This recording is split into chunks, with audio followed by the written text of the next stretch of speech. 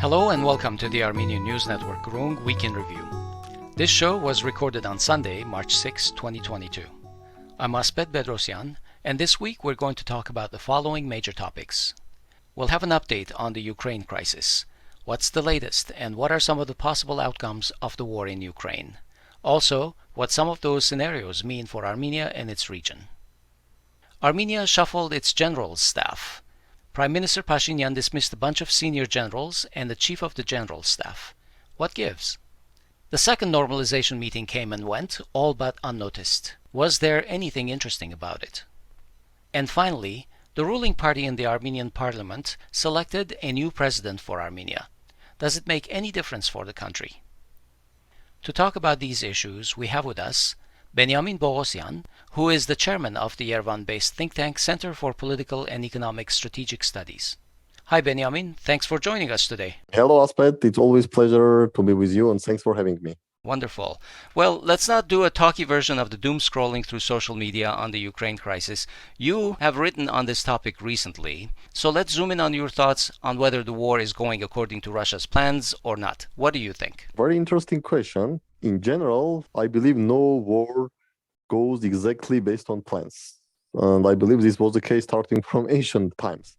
So definitely a war was not going 100% on Russian plans. But how much or how huge the divergence is difficult to say. One thing is clear, that in the early days of the war, I mean maybe starting from February 24 until maybe March 1st, Russians were somehow more accurate. They tried to avoid any civilian casualties among Ukrainian population. They tried to be very cautious and etc. Because my feeling was that they hoped that by doing this, they will not antagonize the population, and at least part of population will welcome them, if not by flowers, but at least by smiles. Then they understood that this was not the case. Maybe this was the case only in this small area around Donetsk and Lugansk, when in any case they were pro-Russians even in 2014. But I believe they thought that they should face less resistance or more pro-Russian views, for example, in Kharkiv or Kharkov, which is approximately 100% Russian-speaking town, 100% Russian-speaking town. And maybe Russian thought that, for example, at least in Kharkov, yes, there will be small units of territorial defense, or as the Russian calls them, nationalist groups, but majority of population, at least in the Kharkov, will welcome them. But we see that this is not the case. Now the Kharkov is under siege or almost encircled entirely for approximately a week. But the Russians only control part of Kharkov, and situation is complicated there. Is it because of Ukrainian army resistance? I believe both on Ukrainian army resistance and okay, I'm not going now go into deeper that the people who live in Kharkiv, whose mother tongue or native language is Russians, but they say, okay, our native language is Russians, but we are ethnically Ukrainians, or at least we are citizens of Ukraine. I'm not going to go there because I'm not a specialist and I don't want to mix ethnology with politics. But my understanding is that many people in Ukraine who even may dislike President Zelensky or President Poroshenko, or even they believe that something wrong happened in 2014 when Yanukovych was forced to flee the country. But now these people, even they have some doubts, either they are Ukrainians or Russians, but they start to have a feeling of at least a citizenship, that they are the citizen of Ukraine. And the issue is that there is a mixing of messaging, because nobody fully knows. Okay, let's assume Russia eventually will control almost entire southern and eastern part of Ukraine, starting from Odessa or starting from Transnistria, which is this unrecognized republic in Moldova. They will create this land bridge from Transnistria to Russia via Odessa, Kherson, Melitopol to Donetsk. And also they will control the huge part of eastern Ukraine, like Kharkiv, Zaporozhye, Dnipro, Kryvyi Rog, and etc. But the messaging of Russia is not clear, like, okay, what they are going to do with these territories. Mr. Putin says that, okay, I need neutralization of Ukraine. I need the militarization of Ukraine. I need Ukraine recognizes Crimea as part of Russia, and Ukraine recognizes Donetsk and Lugansk People's Republic's independence within their original constitutional territories. But there is a lack of understanding. Okay, in that case, what is going to happen with Odessa, Kherson, Zaporozhye, Dnieper, I don't know, Kharkiv, and other cities? Is Russia going to call these territories Ukraine and simply bring pro-Ukrainian president, or Russia is thinking to dismember Ukraine and create another People's Republic, like, I don't know, Odessa People Republic, Kharkov People Republic, the Dnieper People Republic, That's recognize interesting. all of their independence. Because I was going to ask you, Benjamin, about Putin's endgame on this. So you're kind of saying that it's unclear what his goal is.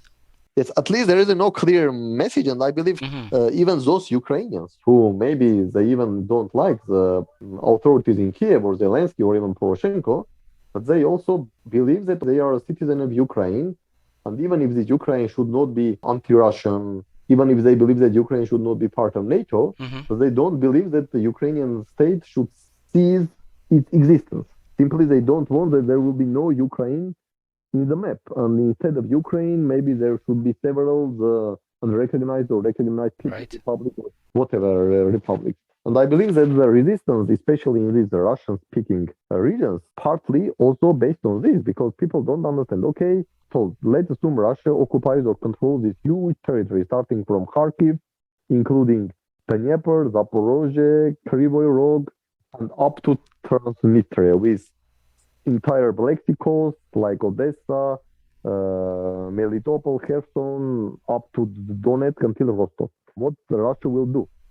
If there will be clear messaging from Russia that, okay, besides Crimea and Donetsk and Lugansk, I have no idea to establish any other People's Republic. I strongly believe that Ukraine state should continue its existence. Maybe there will be less resistance, at least in mostly Russian-speaking regions. Because again, my understanding is that people simply do not want to lose their independence. Not independence, yes. They don't want to become citizens of Russia or I don't know, citizens of People's Republic of Kharkiv or citizens of unrecognized republics. Yeah, nothing like a war to crystallize somebody's national identity. Yes.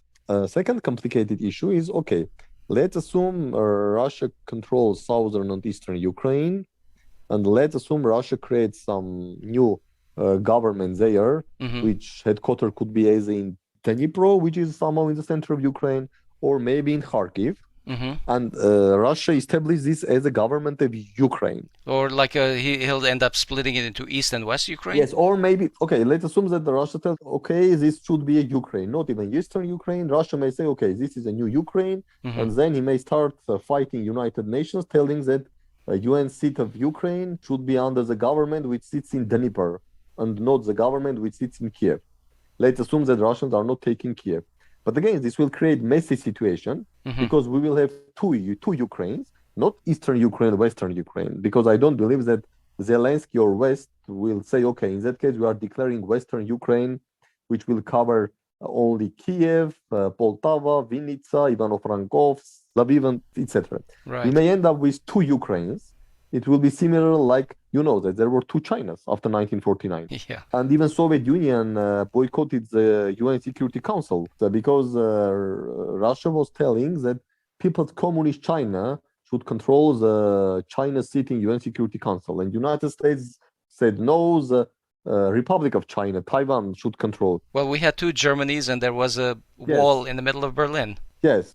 So even if situation goes in this way, and we will have two Ukraines with two governments which claims that they are the government of Ukraine, this again will be messy for these territories which will be under, let's say, pro-Russian government of Ukraine or under the control of government of pro-Russian Ukraine. My understanding is that Russia lacks clear message about its endgame. Okay, you say that Crimea should be recognized as part of Russia. Donetsk and Lugansk People's Republic should be, their independence should be recognized. Ukraine should be neutralized, like there should be a declaration or legal agreement that Ukraine is a neutral country, is never going to host any military bases, and is never going to join any military bloc, neither NATO or CSTO. Okay, if tomorrow Zelensky says, I am ready to sign this, Does it mean that Russian troops will leave these huge territories which control they now? Right. Part of That's Kherson big Oblast, part of question. Nikolaevo Oblast, part of Zaporozhye Oblast, part of Kharkiv Oblast, part of Dnipropetrovsk Oblast. Are they Russians simply are going to withdraw their forces? Yeah. There is no clear answer to this This is, question. of course, all very interesting, but the reason why I'm asking about this is because taking us back to Armenia, we're, of course, interested in knowing how Armenia would fare under the various outcome scenarios of this war. What will happen to Armenia and our region if Russia, quote unquote, wins the war, and if Russia, quote unquote, loses the war? And of course, first I could ask you, what is the definition of a win or loss? And we suddenly have answered that. We're not entirely sure what it means to win or lose this war, but what does it mean for Armenia? What kind of scenarios are there? Scenarios for Armenia. I believe we all now understand, or experts understand, that this is not a Russia-Ukraine war. Mm-hmm. This is a Russia-US war. Mm-hmm. Simply fought on Ukrainian territory. Of course, this is very terrible for Ukraine because Ukrainians are being killed and Ukraine state are being destroyed. Whole infrastructure, bridges, power plants, highways, cities, etc. And Ukraine now is in the process of transforming into Syria. But it will be much more terrible than Syria because we are speaking about a country with at least 40 million population, and we speak about country whose territory is more than 600 square kilometers of territory. So for Ukraine fate will be terrible regardless Russia wins or loses, or even regardless what this victory or loss means. Ukraine will have a very turbulent and very chaotic decade minimum. In the best case scenario, decade. So this is very unfortunate for Ukrainian people because regardless of our attitude to the Ukrainian government, Armenians always have friendly relations with Ukrainian people. And it's terrible to see how this huge country with very good people, with fantastic resources, is being transformed into another Syria. Mm-hmm. But if we forget about the fate of Ukrainians or Ukraine for a moment, one thing is clear that this is a Russia-US war, and US and the West in general, I mean, United Kingdom and even some European countries, France, Germany, Eastern European countries, they are clearly stating that our strategic goal is the regime change in Russia. This is my understanding that now stakes are this, that the West strategic goal is to have the regime change in Russia. Ukraine war is simply a tool because from West perspective, they hope to make Ukraine as next new Afghanistan for Afghanistan. Russia. Yes. And they are officially telling that, okay, we have money, we have weapons. In Ukraine, we have 40 million people. So there are people who are ready to fight and die. And we have money and weapons. So we will supply weapons to Ukraine. Even if necessary, we may supply also forces to Ukraine, these private military companies or volunteers or private military companies disguised under volunteers. So West the strategy is clear. We should reach regime change. We should use Ukraine as another Afghanistan. And also we should use these unprecedented economic sanctions on Russia to destroy Russian economy. And these are public statements about from UK Prime Minister and from other high-level officials of different European states that our goal is to destroy Russian economy. But we all know that there is no state without economy. So if you state that your strategic goal to destroy Russian economy, it means that your strategic goal to destroy Russian state. But of course, no one thinks that, okay, destroying Russian state means that the United Kingdom or US flag should be put on the Kremlin. Destroying Russian state, in this case, means organizing the regime change in Russia. And the West believes that this could be done in two ways. Either through coup d'etat, like these oligarchs or other people close to Putin, because they are losing a lot of money, they will organize coup d'etat and push out Putin from the power. Or if it is not going to happen, under these crippling sanctions, there will be hunger protests in Russia. And at the end of the day, again, this will end with a regime change. And if regime change happen in Russia, there should be at least West neutral Russian government, which will not fight or counter against NATO enlargement or EU enlargement. On the contrary, he will welcome NATO enlargement and EU enlargement. He will say, of course, I am pretty happy to see not only Ukraine and Georgia as a member of NATO and the EU, but also Armenia, Moldova, maybe even Kazakhstan, Kyrgyzstan. I'm happy to see American bases in Ukraine, Armenia, Kazakhstan, Kyrgyzstan, maybe even in Russia. And I am happy to join West in the fight against authoritarian evil China. China. So this is a strategy of West, regime change and making, if not 100% West-controlled Russia, but pro-Western Russia who will join the democratic or liberal democracies fight against authoritarian evil China. So this is a victory. This is victory from Western point of view and clear defeat from Russian point of view. What does it mean for Armenia if there's regime change? I mean, it's hard for me to imagine that there's going to be regime change in Russia, but if there is, what does it mean for Armenia? Okay, we have to understand that even if it's going to be a regime change, it will not happen within 30 minutes. Like, okay, it's 11 a.m., Mr. Putin is president, then 11:30, some pro-Western guy, like, I don't know, maybe Mikhail Khodorkovsky, the president of Russia, everyone is happy and life continues. In any case, regime change, especially in this huge country like Russia, it will take months and it will be very chaotic. Okay. And for sure, I know one thing, if the process of regime change will start in Russia, one thing is clear, real regime change. Like, okay, we will see that there are forces who are fighting Mr. Putin, or even Mr. Putin somehow is restricted in his position. And there is like a fight. Will Mr. Putin stay or will he be kicked out?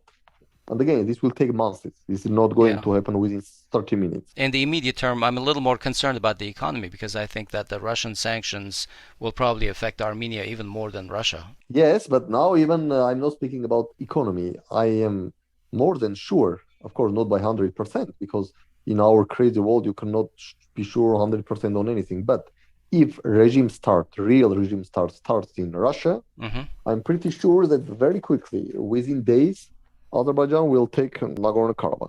Yeah. Minimum. Nagorno-Karabakh is for 99.99%.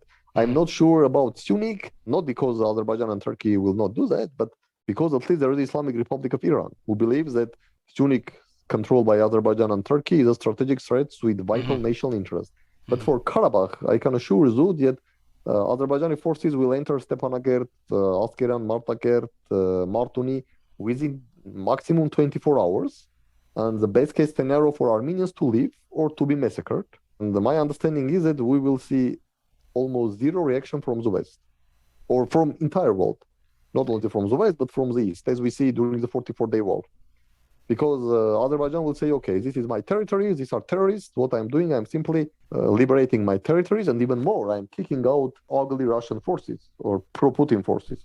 Because it will be very easy to transform the situation or to describe the situation from Azerbaijani side this way, that look, in 2020, this evil Putin forced me to sign this November 2020 statement. I was forced to accept the Russian occupying forces in Karabakh.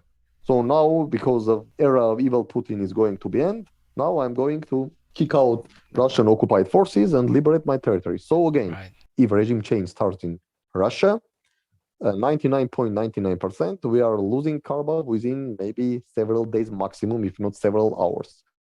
Regarding Sunik, I'm not sure. Again, I'm not sure because maybe Iran will tell Azerbaijan and Turkey that, sorry guys, if there is a regime change in Russia and there is a total mess and the Russian military base is out of control and maybe he's not capable, maybe Iran will say, okay, in that case, I will put my troops in Sunik to stop taking Sunik. But again, it's a very dangerous gamble because this may not happen. And in that case, we can simply lose also Sunik within several hours. Okay. Well, those are very dire warnings. Let's see how this progresses. On February 24, Defense Minister Suren Babigyan dismissed the Chief of the General Staff Ardak Davtyan and several senior generals. The generals were replaced almost overnight, but Babigyan has only named an acting Chief of the Generals, Kamo Kochunts, I think. Davtyan was the second or third chief of the staff since the humiliating defeat in 2020, and Babigyan himself is the third or fourth defense minister in the same period. He's only been defense minister since November 2021. Babigyan explained that the staff changes are part of the reform of the military forces that Pashinyan has been talking about since the war. So he emphasized that installation of a younger cadre of leaders is a priority for the armed forces. Can you explain what's going on in this sphere? Does it make sense to you? It's very difficult to explain the real reasons behind these resignations because it's really very strange because Mr. Davtyan was the chief of general staff until June 2020. Yeah. Then he was fired. Then he was reappointed in, I believe, March 2021. Then he was fired in February 2022. I don't believe that any such moves in any country will make any sense, frankly speaking. So I'm afraid I'm not going to find any logic behind this because it will be very, very difficult. It's maybe easier to find logic in actions of outside powers than what's going on in Armenia. But I know only one thing, that army is a quite complex system, Yeah. not only in Armenia, but in general. Armies in general are complex systems. And there is a special theory of management of complex systems. And according to the theory, if you are changing as a leadership of complex systems, they definitely have a very negative impact on the functioning of these complex systems. So, regardless of the personalities, because I even don't know many of the personalities, and I'm not in a position to say anything against them or for them, and I'm not a military expert who says they have military functions or they have military knowledge. But again, army in all countries is a complex system, and in all countries, in all complex systems, regardless it's an army or a big factory or I don't know another ministry, if you are changing leadership very quickly or very often, this cannot have any positive impact, and mostly it has negative impact on this. So if we are speaking about the reforms of army, then question arises why we are negatively influencing army, because the reform has a positive connotation.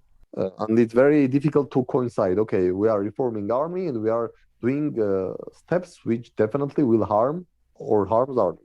And regarding the reforms, to speak about reforms, we should have some published strategy.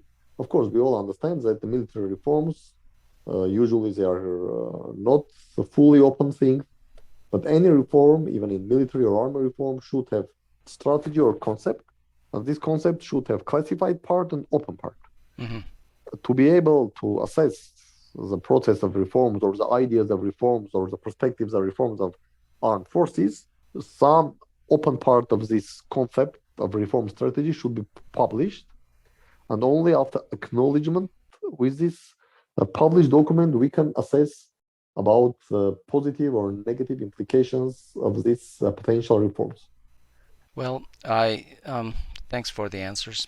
That answers all my questions because I was going to ask you if this is helping the low morale that we've had since the war. Obviously, it's not. Can you guess at what the emphasis is on the young cadres? Is this again formers versus current regime type people, or what is the emphasis here? I don't think that in military we have the formers or non-formers. At the end of the day, almost all militaries they have the same education. In Armenia, mostly they are being educated in a Russian higher military institution. I mean, regardless, you are a major general in your 50s and you graduated from military academy of Russian general staff like 10 years ago, or you are a 40-year-old general who just came from against the same military academy of Russian general staff. I don't think that here we can see the big difference. And again, in the military, you have to, some years have to pass because no one can be appointed a captain, then after 6 months a mayor, another after 6 months a lieutenant colonel, another 1 year a colonel, and within 1 year a general. There is a clear path that you should serve at least 3 years as a captain, then another 3 years as a major, another 4 years as a lieutenant colonel, another 6 years as a colonel, for example, another 5 years as a general. So at the end of the day, I don't believe that theoretically it's possible to be a major general if you are younger than 37 or 40 years. This is first. And second, if mostly they have the same education and they are graduated or they graduated from the same universities or same military universities, so I'm not sure that, again, it's like the same that, okay, I will argue that the person who graduated from, I don't know, San Diego State University in 2010, and the person who graduated from San Diego State University in 2017, and they graduated the same department, same master program, how I can say that the person who graduated this master program from San Diego State University in 2010 is an idiot, and the person who graduated from the same master program with almost the same literature and same teachers or lecturers, he's a genius. It does not make sense for me at least. Of course, I understand that during the years, curriculum or syllabus are being changed, etc. But this is not a revolutionary changes. All right, let's move on to our next topic.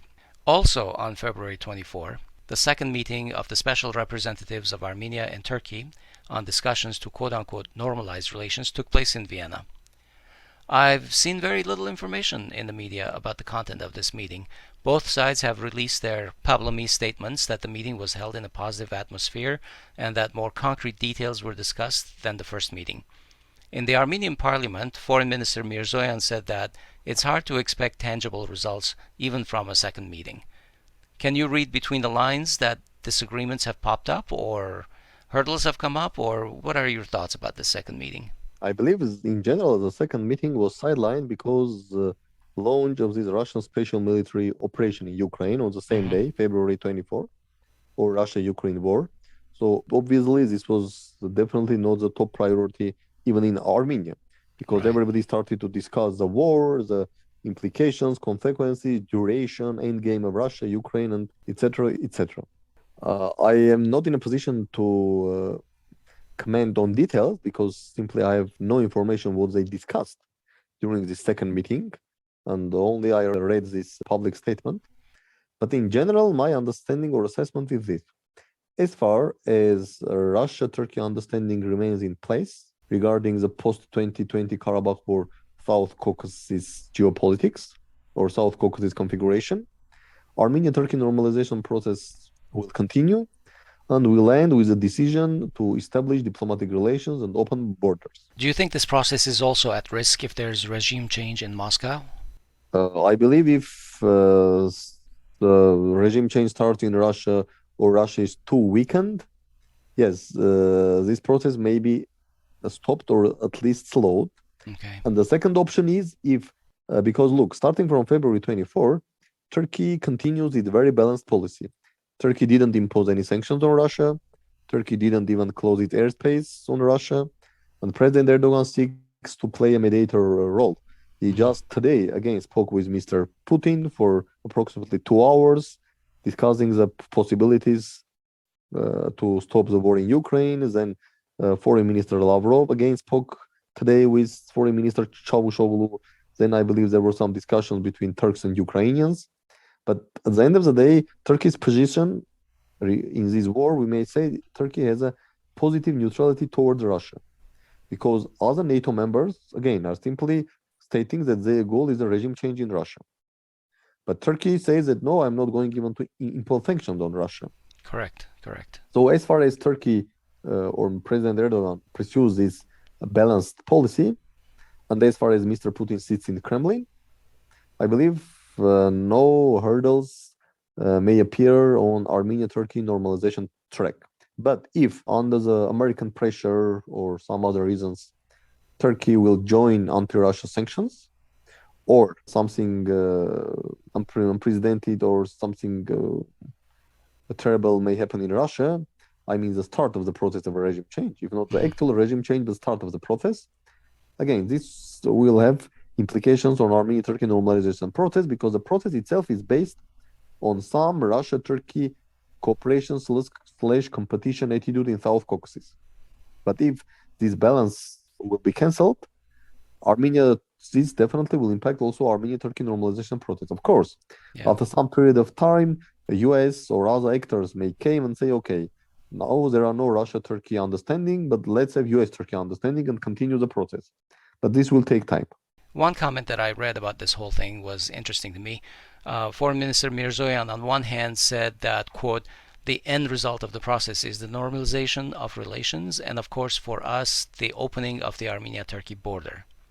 But then he went on to say, quote, this is a process that should provide solutions to issues accumulated for decades and centuries. That left me with some questions about what this quote-unquote normalization process is all about. Is it seeking just an open border in diplomatic relations, or is it also addressing the Armenian genocide as well? I was reading an article of a discussion with Ruben Safrastian, who is one of the scholars and experts familiar with these Turkish-Armenian dialogues, and he was saying that the essence of these discussions over the decades is centered around convincing or forcing Armenians to drop their demands for genocide recognition, to drop the cause for Artsakh, and also for Armenia to affirm the Gars Treaty of 1921. So I'm wondering if these normalization discussions have also come around to these three issues. My understanding is that okay, the dropping Karabakh issue has been realized in Essentially, yeah, in de facto. yes, essentially de facto, yes. Okay, regardless of why and who is to be blamed on this, but fact is fact. Armenia now has nothing to do with Karabakh as a political issue, as a political conflict, and everybody understands this very well. Regarding the genocide issue, I have a feeling, I'm not sure, but I have a feeling that after 100th anniversary, Turkey is no more as much concerned with genocide as before. Because my perception was that Turkey had some fear that these 100th anniversaries may have catastrophic implications for Turkey. Mm-hmm. But we thought that, yes, it was 2015, but life continues. After 2015, nothing terrible happened with Turkey. But on Kars Treaty, my understanding is that yes, Turkey will demand or will force Armenia to accept Kars Treaty of October 1921. So from these three conditions, Armenia realized this or accepted this one precondition. Second precondition maybe lost its importance or significance for Turkey, but definitely the issue of Kars Treaty is very important for Turkey. Yeah, that's because the borders and everything are defined by that. Yes, especially now, when the world is entering in the situation when borders are very fluctuating. We saw what happened in Syria. 25% of Syrian territory is under the Kurds' control, supported by United States. Mm-hmm. Up to 10% is directly or indirectly occupied by Turkey. In Libya, we see Turkey has some areas under its control. Russia has some areas under its control. Right. We see what's going on in Ukraine. So the issue of borders are becoming more and more turbulent in current war. And definitely, Turkey would like to have some reconfirmation from Armenia that yes, Kars Treaty, we are accepting Kars Treaty. And here the key issue is because I'm not an expert on international law, but as far as I know, the Kars Treaty is not fully in line with international law because for several reasons. Right. Yes, international law experts can explain this much better, but based on their explanation, which sounds logical to me, again, I'm not an expert on international law, but the Kars Treaty is not fully in line with international law. But if Armenia reconfirms this Kars Treaty or signs a new treaty based on Kars Treaty, it means that Armenia will legitimize this Kars Treaty. And maybe this is the most important thing for Turkey, or one of the most important things. That's right. Okay, I'm going to leave that topic there, Benyamin. On Thursday, the National Assembly elected Vahakan Khachaturian to be our next president of Armenia. Khachaturian's pitch in the parliament before the vote read like Pashinyan had written them for him. Basically, he said that Pashinyan's peace agenda was the only way forward for Armenia and that he could not imagine how it could be otherwise. The parliamentary opposition fully boycotted the vote, so the first round of voting failed to elect Khachaturian because they needed 75% approval. But in the second round, they only needed 66%, which they got through the ruling party's 71 votes only. So now Armenia has a president who works for the ruling party and toes Pashinyan's policy line, which is in fact what the Prime Minister had explicitly said he wanted just a couple of weeks ago. Have you seen any celebrations in Armenia for having a new president? Has this made any kind of a difference in the country? No, definitely people knew that we have a new president, Mm-hmm. but people understand that at the end of the day, based on the constitution, president is not a big guy in Armenia, and especially now when we have a president which is fully under prime minister control. This is another step to establish de facto one-party government in Armenia. Because now, yes, of course, Mr. Khachaturian is not a member of civic contract party because according to constitution, the president should not be a member of political party. But we all understand that he supports civic contract and he's controlled by civic contract and he's controlled by prime minister. So now we have a situation when a government, parliament, and president office are controlled by one party and effectively by one man, because party itself is controlled by one man. Well, one of my main concerns about Khachaturian is that he is mostly an Armenia-centric president, unlike Sarkisyan, who knew everybody in the world, right? He knew all of the Arab princes and the king, He knew everybody in the UK. He is acquainted with Biden himself, Putin, everybody. But Khachaturian, what is his main qualification for presidency, except for being a Pashinyan person? I definitely agree that on personal level, or let's say on network level, and we understand that in the 21st century, networks are very important. Yeah. Definitely, we even cannot, there is even no sense to try to compare the new president with previous president. Mm-hmm. There is no sense even to think about comparison because there is no way and no base for any comparison. Definitely, Mr. Armen Sargsyan has much wider personal and business networks or global networks Mm-hmm. than Mr. Khachaturian. So no comparison here, and even again, no sense to think about any comparison. So the problem for Armenia is that now I have a feeling that in many positions somehow the system works better or worse, good or bad. Sorry, the systems works. I mean, the state is institutions because Mm-hmm. mid-level officials, okay, they know they work, good or bad. They went to job every morning 9 a.m., leave their job place at 6 p.m. They stay at home on Saturday and Sunday. So really, I have a feeling in Armenia that there is almost no difference who is in the minister's position, because we see a lot of ministers have been changed very quickly, but nothing needs a bad or good happened with these ministries. I mean, there was some mediocre level of functioning or efficiency, and this continues. Mm-hmm. So frankly speaking, I can assure you that even if we will have no president for 1 year, okay, let's take president office. You know that we have a president office. President has several advisors, assistants, referents. There are several departments, head of departments, deputy head of departments. In each department, we have several units or divisions, head of divisions, and etc. etc. Mm-hmm. So I can assure you, if no one will sit in the room of president, called president, this staff may continue its work. And the same is for ministries. So in that case, even in no different, it will be Mr. Wagner Khachaturian or Mr. X or Mr. Z, or I don't know who. And this is very strange and this is not good for Armenia. But I have that feeling that tomorrow, theoretically, I don't know, someone with zero background on engineering can be appointed as a, I don't know, as a person who is responsible for electricity production in Armenia. But from this appointment, nothing bad or good will happen Right. because people will go to nuclear power plant, to thermal power plant, to hydropower power plant. This power plant will function, and this guy will sit in the office of this chief responsible, and simply he will sign. So the only function of many ministers on this Saturn is their signature. That because of everyday bureaucratic work, there are some papers which should be signed by ministers. If you create electronic signatures for ministers and even for president in Armenia, I can assure you that nothing will happen in the country if there will be some artificial intelligence sitting there and simply putting electronic signature. So, Benjamin, if Khachaturian doesn't really matter for Armenia, if this presidency really doesn't matter for Armenia, does it matter for Pashinyan? Is there any kind of a positive for him that he got his president? At least there is some positive because we remember that when Pashinyan was in trouble with general staff, he was trying to change the general staff. The previous president, at least resist. Of course, the president could resist more, Mm-hmm.